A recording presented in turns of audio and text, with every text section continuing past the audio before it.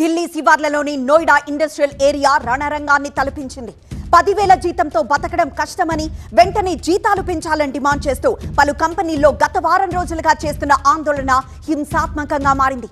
ఇదే సమయంలో హర్యానా సర్కార్ కార్మికుల జీతాలను 35% పెంచుతూ ఆదేశాలు జారీ చేయడంతో కార్మికుల ఆందోళన ఉధృతమైంది. నోయిడాలో జీతాలు పెంచాలని కార్మికులు డిమాండ్ చేస్తూ రాస్తారోకో చేపట్టారు. పలు వాహనాలపై దాడులకు పాల్పడ్డారు. పోలీసు వాహనాలకు నిప్పు పెట్టారు. 8 గంటల స్థానాల్లో తమతో 12 గంటల పాటు పనిచేయిస్తూ యాజమాన్యాలు శ్రమ దోపిడీకి పాల్పడుతున్నాయని కార్మిక సంఘాలు ఆరోపించాయి. పోలీసుల వాహనాలను బోల్తా కొట్టించి రాళ్ల దాడికి దిగడంతో ఆ ప్రాంతం రణరంగాన్ని తలపించింది. పరిస్థితిని చక్కదిద్దేందుకు టియర్ గ్యాస్ ప్రయోగించారు. గ్రేటర్ నోయిడా ఫేజ్ 2లోని మద్రాసన్ కంపెనీలో పనిచేస్తున్న కార్మికులు పోరుబాటు పట్టారు.